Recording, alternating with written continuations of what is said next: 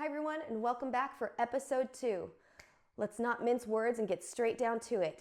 Introducing again Miss Miley Pham and Miss Faith Nguyen for episode 2 of our Crucifixion CSI.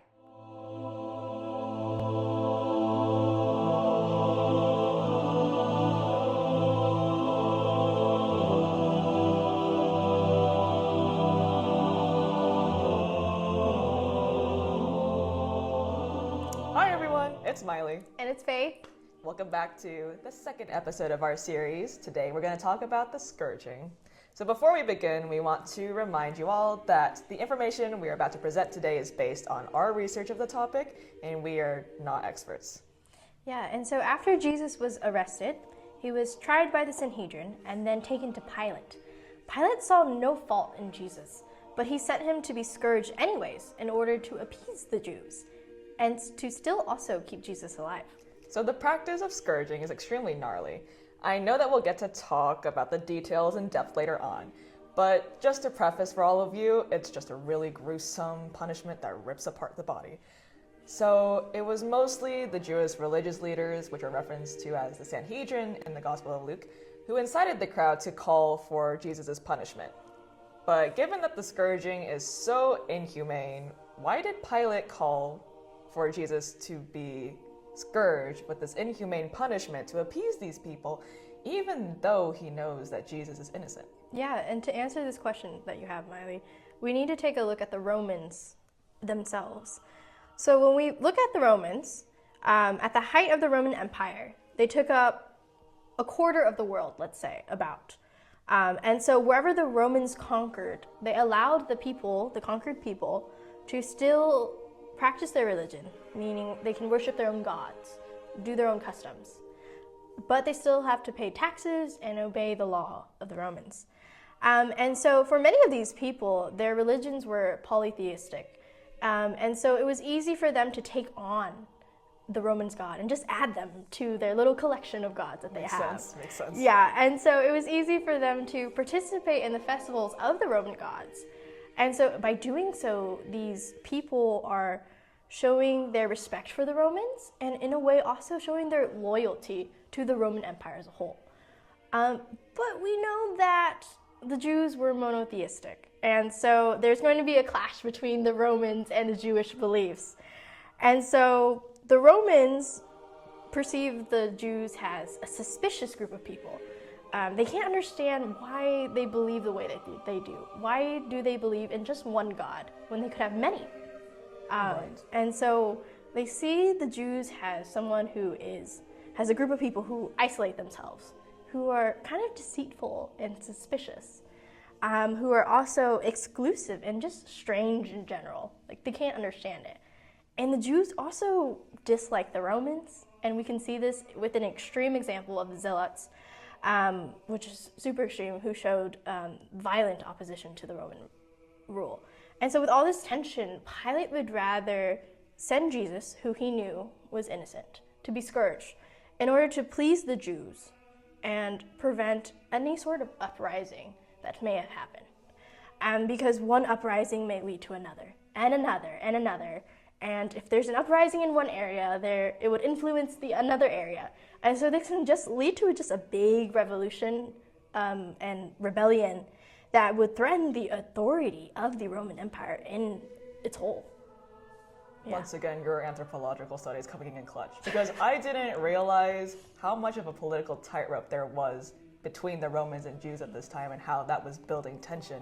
I mean, you can sort of understand what Pilate was going through in that it would be a lot of trouble for him if the Jews were to go through this uprising. Mm-hmm. But, it did cause him to make this really rash decision in crucifying Jesus just to appease the people. And it's sort of a lot like our world today, in which our differences often lead us to make rash decisions. But let's talk more about the actual scourging. What is it really, and why did they like doing it so much? Scourging is one of the most feared punishments at that time. It was brutal and inhumane, as you said, and the Romans had perfected this craft. They are masters of what they do, especially in the area of punishment. And so they know how to cause immense agony while still keeping their victims alive, just for an extended period of time. So people can come and watch for the entertainment of others and to just humiliate the person even more. And so during the scourging, a Roman soldier would use first a wooden stick, and then they would move it up to a flagrum, or what we know as a cat of nine tails. And so this was a multi-tail whip with pieces of metal and bones at the ends. And so these small pieces would latch onto various parts of the naked body, because the person was stripped when they were scourged. They were stripped and tied to a pillar. And so after one lash with the cat of nine tails, multiple pieces of flesh, small blood vessels, nerves, and muscles were just ripped off. So chunks of skin and parts of your body are being ripped off. Like, I can't even imagine. You're being basically mangled and flayed. And so according to Jewish law, a person could only receive up to 39 lashes. But knowing the Romans, they did whatever they pleased. So they could have done more than 39, they could have done less than 39. We don't really know. But in general, we know that the wounds acquired from all of this would take over 2,000 stitches to just close. 2,000. It's insane. And I also, today on set, we have a makeshift cat of nine tails that we had made for our youth. And Miley, you want to talk a little bit about this a little more? Sure. So we had made this sort of makeshift flagrum to demonstrate to the youth exactly how torturous this device was, just so that they could get a better understanding of how it physiologically worked. And so they would basically just try it out, and it wouldn't hurt them, but it would give them a better idea of exactly what it meant and why it was actually ripping out so much skin and why it was so painful. So what I'm gonna do for right now is sort of just demonstrate what they were doing and just demonstrate how the flagrum worked. So as I'm sort of like whipping myself with the flagrum, you can sort of see how the flagrum flays across the skin. And if you were to put all of those bones and like rocks on top of the edges, you can kind of see how many contact points they have on the skin. So as those bones and stones sort of dig into the skin, then when you pull it off, it'll rip into the skin and take away everything that it comes into contact with and rip it apart. So even though this is not even close to what an actual flagrum is, what we can observe is how painful it is. So as you mentioned, Faith, this is not just one stroke. It can be up to 39, it can be more than 39, it can be less than 39, depending on whatever the Romans decided to do. But, take all of these contact points, multiply it by those numbers of strokes. Like, when you think about it, this is really sadistic. Yeah, and Miley, you're totally right. This is very sadistic. So the blows to Jesus' upper back and rib area causes bruising to his lungs, bleeding into his chest cavity, and partial to complete pneumothorax, which means that Jesus' lungs has begun to collapse from the penetrating wounds. And then fluid will also begin to accumulate in his lungs in a process what we call pleural effusion, which makes breathing also really difficult. And at this point, Jesus is severely diaphoretic, meaning he is profusely sweating. He is exhausted with his flesh mangled and ripped. Chunks of his skin has been pulled out, and his liver could have been sliced, his spleen could have been sliced. So it has reached his organs, essentially, too. And the severe fluid loss causes Jesus to go into hypovolemic shock. And hypovolemic shock is when your heart cannot get oxygen, which we all need to live, to the rest of your body. And so your body begins to shut down. And my friends, this is what we call a medical emergency. So I was reading a PubMed article to understand how bad of a medical emergency it is in today's standards. And a study was done at a trauma center that contextualizes the death rate for hypovolemic shock. So in this study, 31% of patients died within 2 hours of arriving at the emergency department. 12% died within 2 to 24 hours, and 11% died after 24 hours, which means that only 46% survived. But amongst those who survived, 39% of them developed infection, and 24% of them developed organ failure.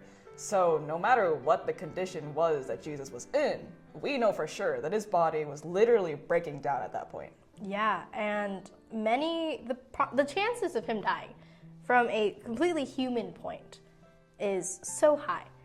And the chance of him surviving is what many people, including myself probably, would call a miracle, which makes us bring it back to the fact that Jesus is fully God.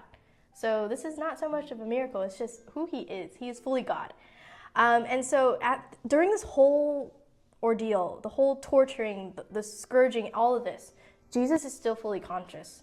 He's awake after all that fluid loss. He is still aware of everything going on. He's aware of the words that is being called out at him. This brings back to a little bit of the mental agony that he's feeling.